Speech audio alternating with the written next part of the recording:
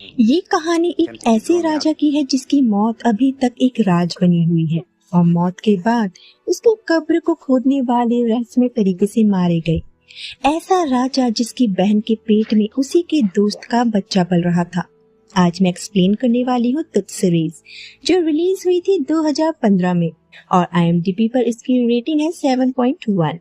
तो कहानी 1332 ईसा पूर्व की है, जब मिस्र दुनिया का सबसे शक्तिशाली देश था। थीब्स शहर में फिरौन मतलब राजा अखनाटेन को उसके सबसे भरोसेमंद नौकर ने जहर दे दिया है। इसीलिए उस नौकर और उसके परिवार को मार दिया गया।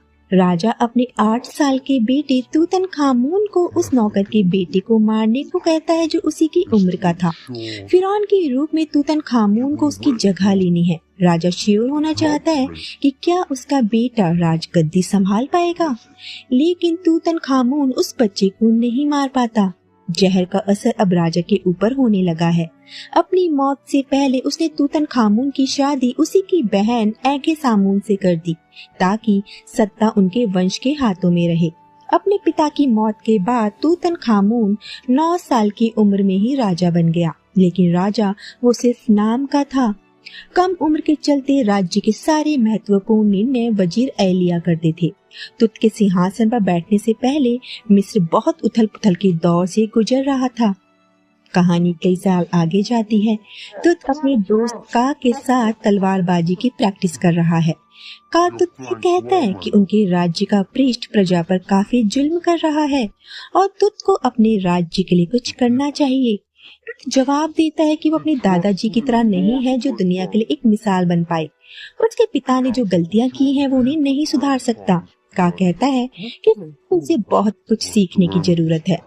अब रात में जब तुत वजीर और जनरल दासियों के साथ मजे कर रहे थे, वहाँ पादरी आता है और कहता है कि राज्य के लोग मंदिर में डोनेशन नहीं दे रहे हैं और वो चाहता है कि लोगों को ये बताया जाए कि डोनेशन देना उनका कर्तव्य है। वजीर उसे लोगों से जबरदस्ती डोनेशन लेने की इजाजत दे देता है, लेकिन तुत को पता था कि इस बार उनके राज्य में फसल ज्यादा अच्छी नहीं हुई है और शायद यही कारण है कि लोग डोनेशन नहीं दे पा रहे थे।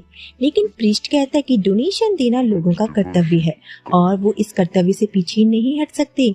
अब तुत यहाँ कुछ भी नहीं कर पाता, जिसके बाद तो जनरल से पूछता है कि उसे खबर मिली है कि मितानी अमारू में घुसपैठ कर चुके हैं और थीब्स पर हमला करने से पहले उन्हें कैसे रोका जाए।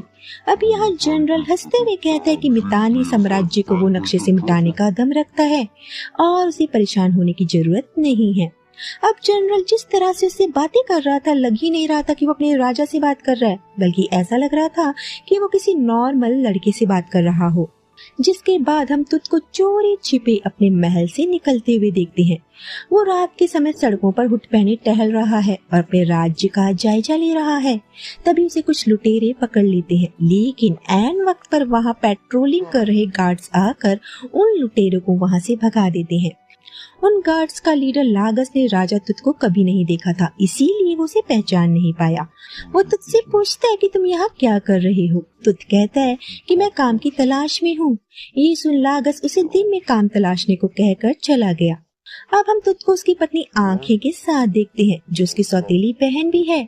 आंखें अभी तक उसे वारिस नहीं दे पाई थी, उसका 2 बार मिसकैरेज हो चुका है। तुत उससे कहता है कि अगर वो बेटा पैदा नहीं कर पाई तो उसके बाद कोई और राजगद्दी पर बैठ जाएगा। आंखें उसे बताती है कि प्रेग्नेंट होने के लिए वो हर मंदिर, हर दरगाह पर हाथ जोड़ रही है। ये सुन तुत उससे कहता है कि हमने जिंदगी में काफी सैक्रिफाइस किए हैं और वो ये सब इतनी आसानी से नहीं खो सकते। उधर पादरी को हम वजीर के साथ देखते हैं। पादरी कहता है कि तुत उनके लिए काफी काम का साबित हो सकता है, लेकिन तब जब तक वो महल के अंदर रहे। अब अगले दिन हम तुत को एक मैखाने में देखते हैं, जहाँ वो सुहाद नाम की एक लड़की से मिलता है, जो मितानी कबीले की है। सुहाद जब वहाँ से जाने लगी तो गांव का जनरल उसे पकड़कर जबरदस्ती करने लगा। तुत उसे सुहाद को छोड़ने को कहता है। तभी वहाँ लागस आ गया और कमांडर को कुछ जरूरी काम है ऐसा बोलकर चलने को कहता है, लेकिन असल में वो तुत को अपने कमांडर से बचाने की कोशिश कर रहा था, ताकि वो उसे नुकसान ना पहुंचाए। लेकिन लागस को उस पर शक है कि कहीं वो मितानी कबीले का कोई जासूस ना हो, क्योंकि उसने इससे पहले तुत को कभी नहीं देखा था। तुत उसे यकीन दिलाता है कि वो कोई जासूस नहीं है। ये सुन लागस उसे मितानी जासूसों को पकड़ने में मदद करने को कहकर अपने साथ ले गया, जहाँ कुछ मितानी जासूस छिपे हुए थे, और वो तुत की मदद से उन तीनों जासूसों को मार गिराता है। बाद में लागस ने राजा को गाली देते हुए कहा कि वो उनके जासूसों को मारने का काम कर रहा है। उसे नहीं पता कि राजा उसी के सामने खड़ा हुआ है। ये सुन तुत पूछता है कि तुम राजा के बारे में क्या जानते हो। हालांकि उसने राजा को कभी नहीं देखा था, बस सुना था कि उसकी उम्र काफी कम है। उसने तो ये भी सुना है कि महल के अंदर उसी के लोग, जिसमें जनरल भी शामिल है, राजा के खिलाफ षड्यंत्र रच रहे हैं। उधर आंखें को हम का के साथ देखते हैं। हमें पता चला कि उनका 10 साल से अफेयर चल रहा है, लेकिन वो अपने भाई पति तुत को धोखा नहीं देना चाहती। लेकिन का कहता है कि वो उसके बिना नहीं रह सकता। वापस आकर तुत जनरल से बात करता है और पूछता है कि मितानी जासूस उनके राज्य के अंदर घूम रहे हैं, इसके लिए उसने क्या सोचा है। ये सुन जनरल कहता है कि मितानी कबीले से उन्हें कोई खतरा नहीं है और राजा को ज्यादा फिक्र करने की जरूरत नहीं है। अब जैसा कि तुत को पता है कि जनरल उसे बच्चा समझता है और उसकी बातों को कोई तवज्जो नहीं देता, वो मितानी कबीले पर हमला करने का आदेश देता है। जिसके बाद वजीर तुत के साथ होता है और तुत जनरल को उसके पद से हटाना चाहता था, लेकिन वजीर उससे कहता है कि जनरल की आर्मी तुझसे ज्यादा जनरल की बात मानती है और उसे पहले जनरल का भरोसा जीतने की जरूरत है। तो जानता है कि जनरल ही मितानी को हरा सकता था और उसके साथ खुद मितानी के खिलाफ युद्ध लड़ने जाएगा। उधर हम आंखें और का को साथ में इंटीमेट होते हुए देखते हैं। अब अगले दिन तुत अपने सैनिकों के साथ मितानी के खिलाफ युद्ध लड़ने के लिए निकल पड़ा। वो अमारू पहुंच जाते हैं। जनरल अपनी रणनीति तैयार कर रहा है। लागस जब राजा को देखता है शॉक्ड हो जाता है। जिसे वो नॉर्मल इंसान समझ रहा था, वो राजा है ये जानकर वो हैरान रह गया। तो जनरल से मितानियों को ट्रैप करने का आइडिया देता है, जहाँ वो एक खाली गाँव में उन मितानियों को घेर कर मारने का प्लान बनाता है। लेकिन जनरल को उसका प्लान बेवकूफी भरा लगा, क्योंकि इसमें उन सबकी जान जा सकती थी। लेकिन तुत उसे उसकी आज्ञा का पालन करने को कहता है। अब ना चाहते हुए भी जनरल को उसकी बात माननी पड़ती है। अब हम मितानी राजा टुस्ता और उसके बेटे तिसाता को देखते हैं, जो अपनी भारी भरकम सेना के साथ युद्ध के लिए तैयार खड़े हैं। उधर लागस के साथ तुत बात कर रहा है और चाहता है कि लागस उसका साथ दे, क्योंकि उसे लागस पर भरोसा है कि उसे धोखा नहीं देगा। अब जब युद्ध शुरू हुआ, मितानी सेना मिस्र की सेना पर भारी पड़ती है, लेकिन तुत प्लान के मुताबिक मितानी सेना उस खाली गांव की तरफ ले आता है, जहां उसकी सेना मितानी सेना को एक एक करके मारने लगती है। लेकिन इस बीच तुत घायल हो गया। का और लागस मोर्चा संभालते हैं, लेकिन तब तक मितानी सेना उन पर हावी हो चुकी थी और वो लागस को बंदी बना लेते हैं। वहीं तुत भी जख्मों की वजह से बेहोश हो गया। बहुत देर बाद वहाँ जनरल आया और तुत को बेहोश पाता है। उसे यकीन था कि वो मर जाएगा, इसीलिए उसे वापस महल लाने के बजाय उसे वहीं छोड़कर चला गया और अपने लोगों से कहता है कि वो वॉर जीत चुके हैं और वो आज ही वापस महल चले जाएंगे। लेकिन का तुत को ढूंढने की बात करता है। बिना तुत की लाश के वो वापस नहीं जाना चाहता था। जनरल उससे कहता है कि तुत की मौत उसके लिए आंखें से शादी करने का रास्ता खोल देगी, वो राजा बन सकता है। जनरल अपने लोगों को ऑर्डर देता है कि अगर उन्हें तुत कहीं भी जिंदा दिखाई दे तो उसे मार डाले। अब महल में तुत की मौत की खबर पहुंच चुकी है। आंखें को यकीन नहीं हो रहा कि उसका भाई और पति अब जिंदा नहीं है, लेकिन तुत की मौत से वजीर के लिए राजा बनने का रास्ता साफ हो चुका था। जनरल और का वापस महल आ जाते हैं। आंखें का से पूछती है कि तुत की बॉडी कहाँ है। जनरल अपने ऊपर ब्लेम लेते हुए बताता है कि जब वो वहाँ पहुँचा जहाँ तुत की लाश पड़ी थी, वहाँ से उनकी बॉडी गायब थी।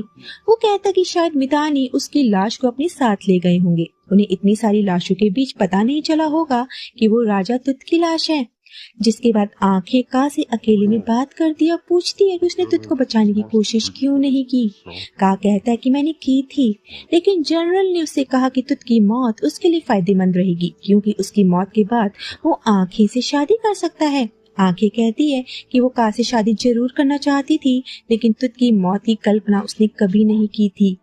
उधर वजीर भी पादरी से कहता है कि तुत की मौत के बाद रानी को दोबारा शादी करनी होगी, वो राजगद्दी ज्यादा दिनों तक खाली नहीं रख सकते। जिसके बाद वो आंखें के पास जाकर उसे इनडायरेक्टली शादी के लिए प्रपोज करता है, ये कहकर कि अगर राजगद्दी ज्यादा देर तक खाली रही तो उन दोनों को नुकसान उठाना पड़ेगा। वहीं सुहाद को तुत घायल अवस्था में मिला। वो वहां से गुजर रहे कुछ मिस्र के सैनिकों से मदद मांगती है, लेकिन तुत उसी सैनिकों को बुलाने से मना करता है, क्योंकि वो जनरल के भेजे हुए सैनिक थे जो उसे मारना चाहते हैं। सैनिकों के जाने के बाद सुहाद उसे अपने घर ले आती है और उसकी टेक केयर करती है। तुत को पता चला कि सुहाद आधी मितानी और आधी इजिप्शियन है। उधर वजीर आंखें से कहता है कि अगर उसने का से शादी की तो सत्ता जनरल के हाथ में आ जाएगी और वो ये रिस्क नहीं ले सकते, लेकिन आंखें किसी भी कीमत पर वजीर से शादी नहीं करना चाहती। अब वजीर कोई रास्ता ना देख सीधा का से बात करता है और कहता है कि जनरल उसका दोस्त नहीं है, उसका बेवकूफ बना रहा है, लेकिन का जो आंखें से प्यार करता है वो उससे शादी करने का मन बना चुका था। अब तुझको पता चला कि जनरल ने उसे मृत घोषित कर दिया है और का आंखें से शादी करने वाला है, मतलब वो राजा बनेगा। ये सुन तुत वापस महल जाना चाहता था। सुहाद को जब पता चला कि जिस आदमी की वो सेवा कर रही थी वो राजा है, वो कहती है कि उनकी जाति के लोगों को राजा को छूने की इजाजत नहीं है, लेकिन तुत सुहाद को पसंद करने लगा था। तुत सुहाद से लागस को छुड़वाने की बात करता है ताकि उसके साथ महल वापस लौट सके। सुहाद तुत के साथ उस जगह आती है जहाँ लागस को बंदी बनाकर रखा गया था। वो छिपकर गार्ड्स पर हमला करते हैं और लागस को छुड़वा कर वहाँ से भाग जाते हैं। आज आंखें और का की शादी का दिन है। तुत भी लागस और सुहाद के साथ थीब्स पहुंच चुका था। पादरी शादी की रस्म पूरी कर रहा है कि ठीक उसी समय जब का को नया फिरौन का ताज पहनाया जाने वाला होता है, पादरी की नजर तुत पर गई। उसी देख वो चौंक गया और कहता है कि राजा पुनर्जीवित हो चुका है। का तुत को उसका ताज लौटाने लगा। आंखें से शादी करने का उसका सपना सपना ही रह गया। तुत उसे गले लगाने के लिए आगे बढ़ा, लेकिन उसे पता था कि उस दिन जनरल के साथ का भी था जो उसे मरते हुए छोड़ गया था, और फिर वो का को इस धोखे के लिए मार डालता है। आंखें उसकी लाश से लिपटकर रोने लगी। वजीर राजा को उसका ताज देता है। अब यहाँ से तुत एक शक्तिशाली फिरौन बन चुका था। अब लोग उसे एक बच्चे की तरह नहीं बल्कि इजिप्ट के राजा की तरह देख रहे हैं। तुत वजीर से पूछता है कि उसने का और आंखें की शादी को मंजूरी कैसे दी। वजीर कहता है कि उसने का और जनरल की चालाकियों के बारे में आंखें को सतर्क किया था, लेकिन आंखें का से शादी करने की जिद पकड़ बैठी। तभी वहाँ आंखें आ जाती है और सबको बाहर भेजने के बाद तुत को थप्पड़ मारते हुए पूछती है कि उसने का को क्यों मारा। तुत बताता है कि उस दिन जनरल के साथ का भी था जो उसे मरता छोड़कर चला गया था। आंखें कहती है कि जनरल ने का यूज किया, उसे मैनिपुलेट किया। तुत कहता है कि वो उसे अपना भाई समझता था, लेकिन उसने मुझसे वो छीनने की कोशिश की जिसमें मेरा हक है। लेकिन आंखें तुत को का की मौत के लिए कभी माफ नहीं करने वाली और कहती है कि का हमेशा उसकी जिंदगी का हिस्सा रहेगा। अब तो जनरल को अपने पास बुलाता है, पूछता है कि क्या उसे राजा से डर नहीं लगता। जनरल कहता है कि राजा से कोई भी नहीं डरता, वो एक कमजोर राजा है जो दूसरों की सलाह से शासन कर रहा है, और जो भी उसने किया अपने राज्य के लिए किया, जो उसका कर्तव्य था। वो कहता है कि मितानी अभी भी हमारे लिए खतरा है और बिना उसकी मदद के वो मितानियों को नहीं हरा सकते। तुत कहता है कि वो उन्हें हरा सकता है और फिर जनरल को एग्जीक्यूट करने का हुक्म देकर उसे बंदी बना दिया गया। वही का के शरीर को बिना रिचुअल्स के ही टॉम में दफनाने का हुक्म दिया था तुत ने। तुत सुहाद से शादी करना चाहता है जिसने उसकी जान बचाई थी, लेकिन सुहाद एक मितानी है। तुत कहता है कि उसके अंदर एक इजिप्शियन का भी खून बह रहा है, बाकी उसकी मर्जी कि वो शादी करना चाहती है या नहीं। अब हम देखते हैं कि शहर में प्लेग फैल गया है। तुत कहता है कि जिसमें भी बीमारी के लक्षण दिखे उन्हें क्वारंटाइन कर दिया जाए। आगे आंखें तुझसे सुहाद के बारे में पूछती है। तो जवाब देता है कि सुहाद उनके महल में मौजूद लोगों से ज्यादा वफादार है और बाहर की दुनिया के बारे में हमसे ज्यादा जानती है। आंखें कहती है कि फिर भी वो एक मितानी है। तुत कहता है कि वो मेरी है। आंखें कहती है कि वो शाही खून नहीं है। वो एक बार फिर तुत के साथ संबंध बनाने पर जोर देती है, क्योंकि अगर तुत को पता चला कि वो का के बच्चे की माँ बनने वाली है तो शायद तुत इस बच्चे को ना अपनाए, इसीलिए वो उसके साथ इंटीमेट होने की जिद कर रही थी। अगले दिन तुत पादरी के पास जाता है और कहता है कि आज से उसके राज्य के लोग दान देने के लिए बाध्य नहीं होंगे। अभी उनके लोगों की मर्जी है कि वो दान देना चाहते हैं या नहीं। अब सुहाग को महल में आए कई दिन हो गए थे। वो अपने पेरेंट्स से मिलना चाहती है, लेकिन प्लेग के चलते वो महल से बाहर नहीं जा सकती। वजीर उससे कहता है कि उसके पेरेंट्स के पास मैसेज भिजवा देगा कि वो यहाँ ठीक है। अब रात के वक्त सुहाग और तुत इंटीमेट हो रहे थे। सुहाग कहती है कि उसे मितानियों के साथ दोस्ती के लिए हाथ बढ़ाना चाहिए। जो जंग तलवार से नहीं जीती जा रही, वो दोस्ती से जीती जा सकती है।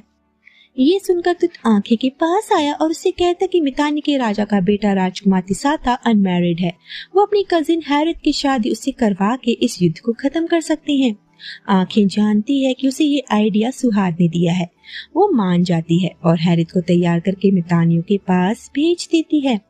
आज जनरल के एग्जीक्यूशन का दिन था। तुत उसका बाहर इंतजार कर रहा है, लेकिन जनरल चुपके से अपने साथी की मदद से पीछे के रास्ते भाग जाता है, क्योंकि जनरल के कुछ वफादार उसके साथ थे। तुत को जब पता चला, उसके पीछे गया और जनरल और उसके साथियों को पकड़ लिया।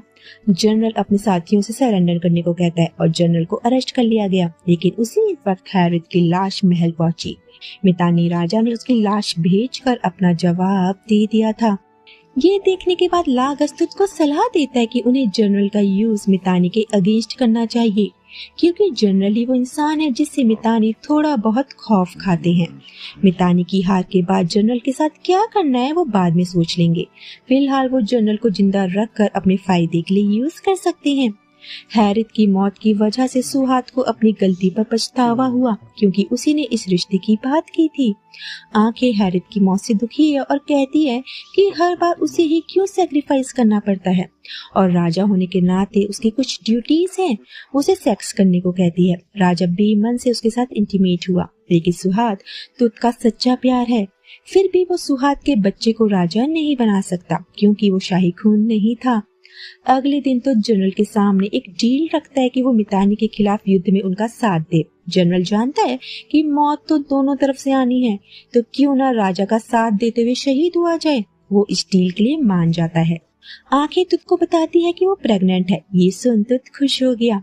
वही पादरी राजा तुत के खिलाफ षड्यंत्र रच रहा है, लेकिन अब वजीर उसका साथ नहीं देना चाहता। जिसके बाद आंखें सुहाग के पास आई। वो कहती है कि क्वीन अब भी मैं हूँ और सुहाग तो बस तुत के मन के बहलाने के लिए लाई गई है।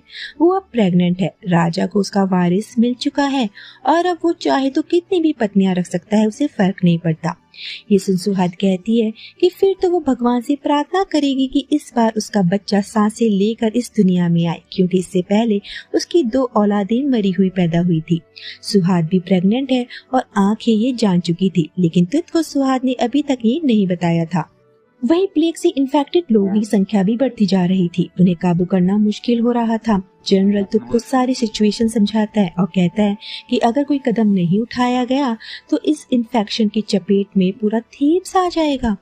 अब तुत के पास इन्फेक्टेड लोगों को मारने के अलावा कोई और रास्ता नहीं था, इसीलिए वो जनरल को उन्हें मारने का ऑर्डर दे देता है। साथ में वो पादरी को भी चेतावनी देता है कि वो अपने फायदे के लिए लोगों को उसके खिलाफ ना भड़काए, जैसा वो करता आ रहा था। अब हम सुहाग को आंखें के साथ देखते हैं। आंखें नहा रही थी। सुहाग पूछती है कि उसके बच्चे की इस महल में क्या जगह होगी। आंखें कहती है कि वो दुश्मन के पेट में पल रहा शाही खून है। तभी सुहाग देखते कि पानी में खून आ रहा है। एक बार फिर आंखें का मिसकैरेज हो गया था।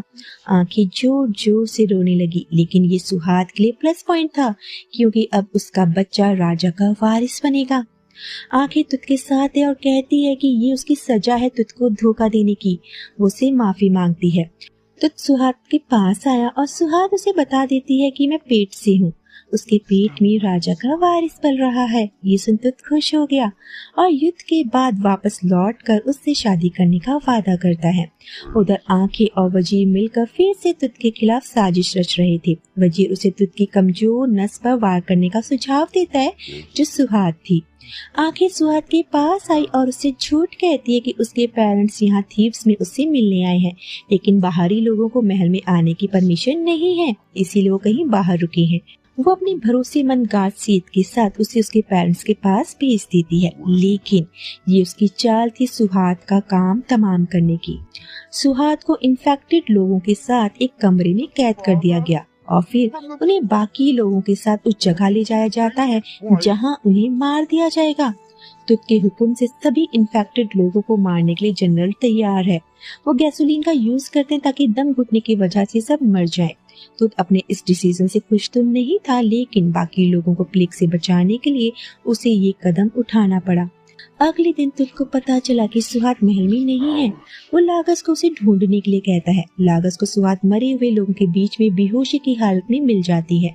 उसे महल लाया जाता है। फिजिशियन बताता है कि बच्चा सेफ है, लेकिन सुहात की हालत नाजुक थी। अब राज खुलने के डर से वजीर आंखें से कहता है कि उसे अपने गार्ड को मारना होगा, जिसके साथ उसने सुहात को महल से बाहर भेजा था।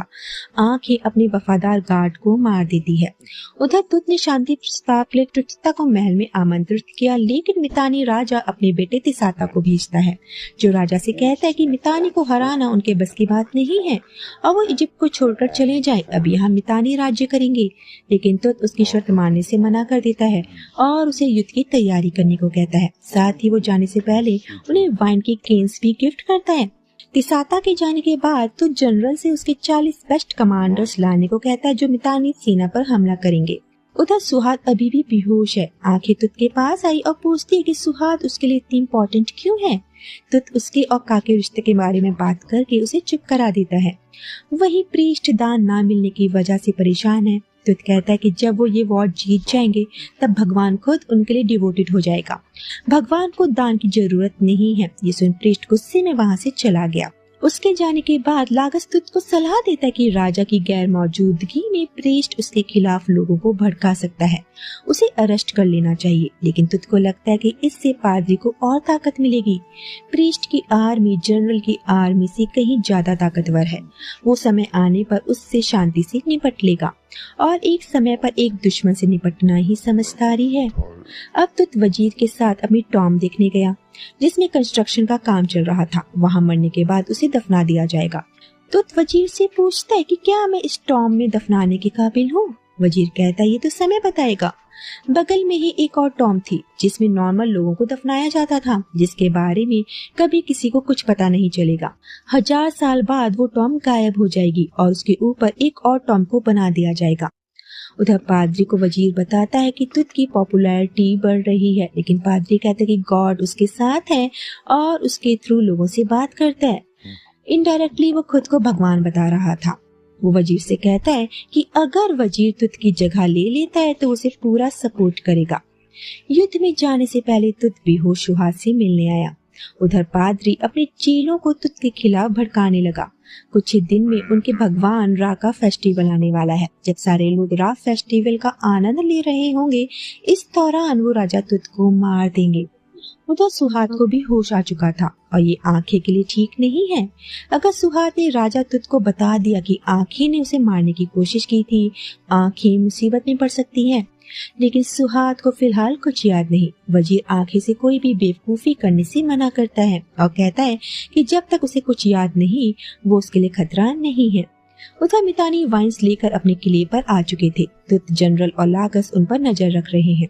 रात के वक्त जब मितानी सेना पार्टी करने में बिजी थी, लेकिन जब उन्होंने वाइन टेस्ट की, उन केन्स में वाइन नहीं बल्कि पेड़ से निकलने वाला एक केमिकल था जो बहुत जल्दी आग पकड़ता है। तुत ने मितानी सेना को हराने के लिए चाल चली थी। उसकी सेना मितानी फोर्ट पर हमला कर देती है और उस केमिकल की वजह से मितानी सेना के कैंप्स में आग लग गई और कई मितानी सैनिक एक ही बार में मारे गए। फिर आमने सामने का युद्ध शुरू हुआ। इस बीच राजकुमार तिसाता राजा तुत का पैर तोड़ देता है। लागस ने तिसाता का गला काट कर उसे मार डाला, लेकिन तुत अपनी परवाह किए बिना युद्ध लड़ना जारी रखता है और अंत में वो तिसाता को भी मार देता है। इस युद्ध को वो जीत चुके थे। पूरा मितानी किला जल के खाक हो गया, लेकिन तुत के पैर का अगर सही समय पर इलाज नहीं हुआ तो इन्फेक्शन बढ़ सकता था। लेकिन तुत वापस थीप्स चलने की बात करता है। तुत की इस विजय से अब जनरल भी उसका लोहा मान चुका है और पहली बार उसके सामने अपने आप घुटने टेक देता है और कहता है कि आज से उसकी आर्मी राजा तुत की हुई। उधर सुहात की बातें सुन वजीर को लगने लगा था कि उसे सब कुछ याद आ चुका है और वो उनके लिए खतरा बन सकती है। ये बात वो आंखें को बताता है और उसे सुहात को मारने का ऑर्डर देता है। वजीर पादरी के पास आता है और बताता है कि राजा तुत का अब कोई वारिस नहीं बचा और वो जैसा चाहे अपने मंदिरों को चला सकता है। लेकिन पादरी राजा तुत की मौत का प्लान बना चुका था, जिसमें उसकी मदद जनरल और वजीर करेंगे। उसके मर्डर के बाद वो जनरल को भी मार देंगे। उधर रात के वक्त आंखें सुहाद का गला दबाकर उसे मार डालती है। तुत वापस महल आ गया, लेकिन सुहाद को मरा पाकर वो दुखी हो जाता है। वो जानता है कि ये आंखें का काम है, इसीलिए उसे कालकोठरी में डलवा देता है और रा फेस्टिवल के दिन उसे एग्जीक्यूट यानी मार दिया जाएगा।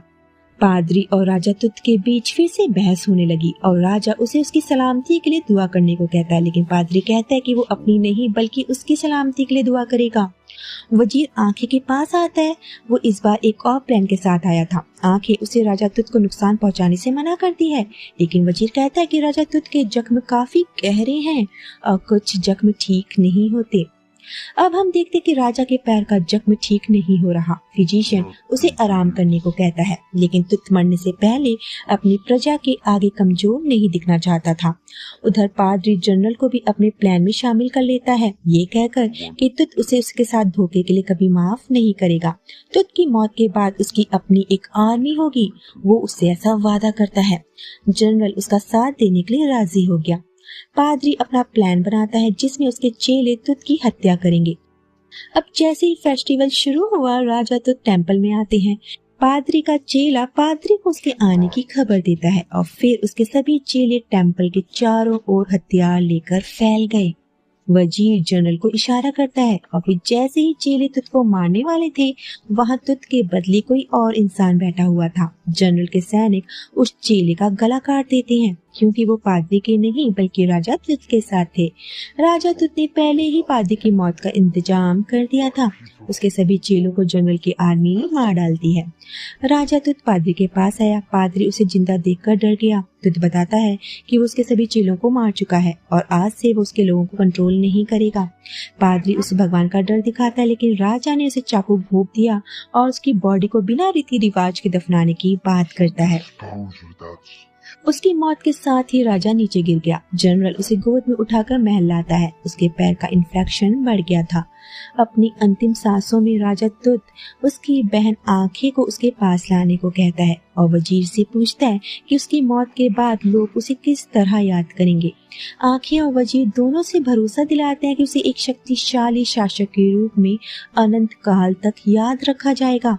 राजा तुत की 18 साल की उम्र में मौत हो जाती है। लास्ट में हम देखते हैं कि वजीर और आंखें की शादी हो चुकी है, वो भी राजा तुत की मौत के तुरंत बाद। तुत की लाश को मम्मी के अंदर रखकर ले जाया जा रहा था।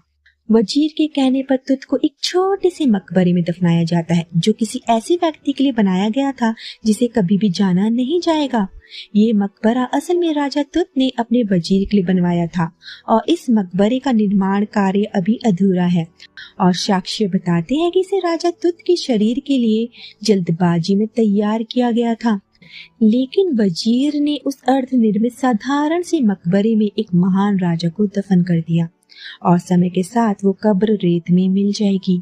इस तरह राजा तुत 3000 से अधिक वर्षों तक गुमनामी के अंधेरे में दफन रहा और इसी के साथ ये सीरीज यहीं पर खत्म हो जाती है। तो अगर आपको ये वीडियो पसंद आया हो तो वीडियो को लाइक एंड शेयर जरूर कर दीजिएगा। मिलते हैं नेक्स्ट वीडियो में।